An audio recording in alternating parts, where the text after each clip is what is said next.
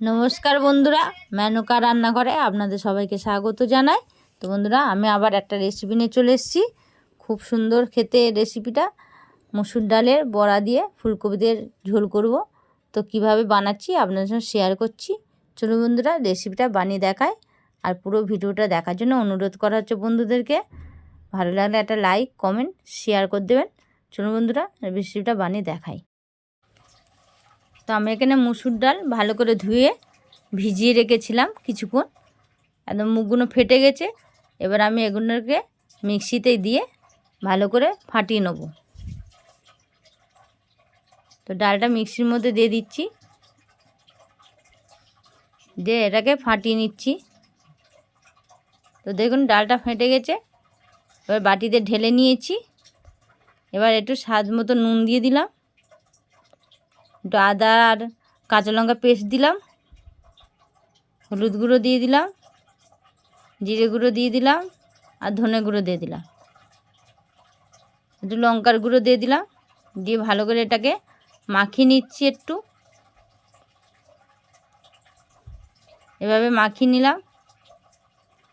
দিয়ে একটু পেঁয়াজ কুচিয়ে রেখেছিলাম ভালো করে, তো সেই মিহি করে পেঁয়াজটা দিয়ে দিলাম। দিয়ে ভালো করে এর সঙ্গে আবার ফের মাখিয়ে নেব। তো এখানে ফুলকপিগুলো সিদ্ধ করে রেখেছিলাম আমি আগে থেকে। এবার ভেজে তুলে নেবো, এগুলোকে হালকা লাল লাল করে ভেজে তুলে নেব।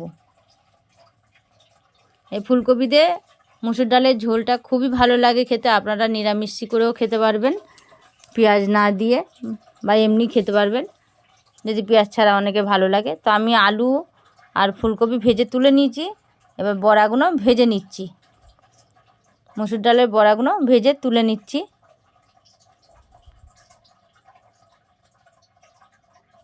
তো এইভাবে সমস্ত বড়া ভেজে তুলে নেবো একে একে করে। এটা খেতে খুবই ভালো লাগে একদম, আর খুবই টেস্ট হয়।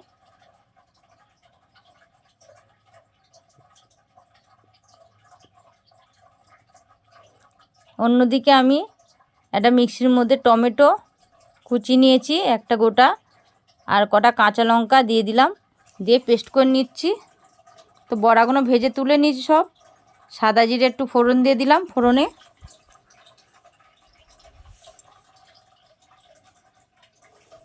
সাদা জিরে দিয়েছি। দিয়ে এবার কুচি রাখা পেঁয়াজ কিছুটা এতে দিয়ে দিলাম।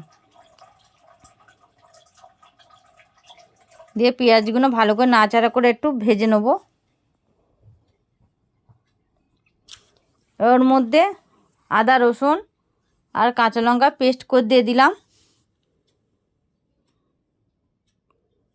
দিয়ে ভালো করে কষে নিচ্ছি। আদা রসুন আর কাঁচা লঙ্কার পেস্টটা ভালো করে কষে নিচ্ছি পেঁয়াজের সঙ্গে। এবার যেটা মিক্সিতে টমেটোটা আর কাঁচা লঙ্কা পেস্ট করে রেখেছিলাম ওটা দিয়ে দিলাম। দিয়ে আবার কিছুক্ষণ এভাবে কষে নেবো। গ্যাসটা একটু কমিয়ে রাখবো, মিডিয়ামে রেখে এটাকে কষে নেবো।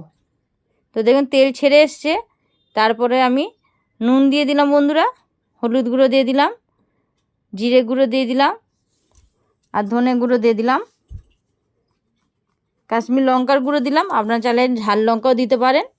তো আমি কাশ্মীর লঙ্কার গুঁড়ো দিয়ে দিচ্ছি।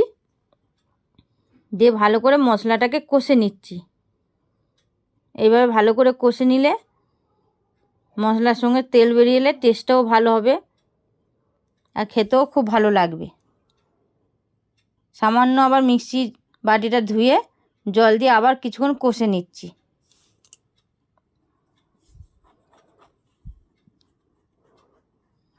তো দেখুন কষতে কষতে এমনি করে তেল বেরিয়ে এসছে। তো আমি এবার আলুগুলো দিয়ে দিলাম। ভেজে রাখা আলুগুলো দিয়ে আবার কিছুক্ষণ কষে রান্না করে নিচ্ছি।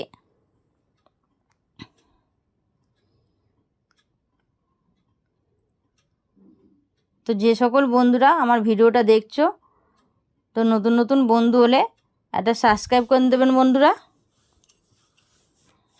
যাতে নতুন নতুন রেসিপি আরও আপনাদের সঙ্গে শেয়ার করতে পারি। তো আমি এখানে এবার ঢাকা দিয়ে কিছুক্ষণ আবার রান্না করে দিলাম কম আঁচে। দিয়ে এভাবে নাড়াচাড়া করে নিচ্ছি। আলুটা একটু নরম হয়ে গেছে।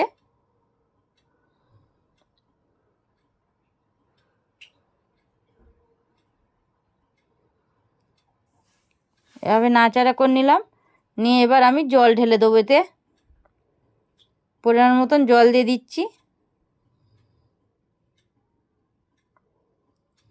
দেখুন জল দিয়ে দিলাম, দিয়ে এবার ভালো করে নাড়াচাড়া করে নিচ্ছি।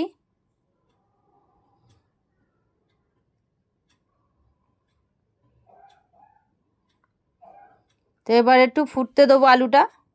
তো দেখুন ফুটে গেছে। এবার এর মধ্যে ফুলকপি ভাজাটা আর বড়াগুলো দিয়ে দেবো। আলু সিদ্ধ হয়ে গেছে, তো ফুলকপি আর বড়াগুলো দিয়ে দিচ্ছি।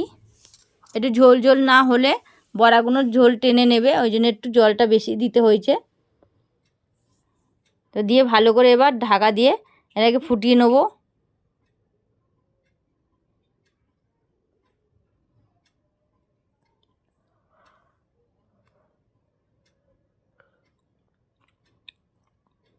এভাবে ভালো করে নাড়াচাড়া করে নিলাম, নিয়ে এবার ঢাকা দিয়ে এটাকে কিছুক্ষণ ফুটিয়ে রান্না করে নেব।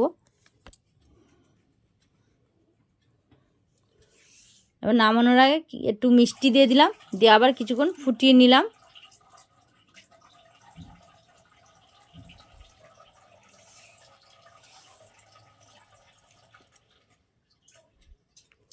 এবার নামানোর আগে এবার গ্যাসটা কমিয়ে দিয়ে আমি গরম মশলা দিয়ে দিলাম, দিয়ে এবার নাড়াচাড়া করে নামিয়ে নিয়েছি। তো দেখুন বন্ধুরা রেসিপিটা কেমন লাগলো এবার কমেন্টে অবশ্যই জানিয়ে দেবেন, আর একটা লাইক একটা সাবস্ক্রাইব করে দেবেন বন্ধুরা, যাতে নতুন নতুন রেসিপি আপনার সঙ্গে শেয়ার করতে পারি।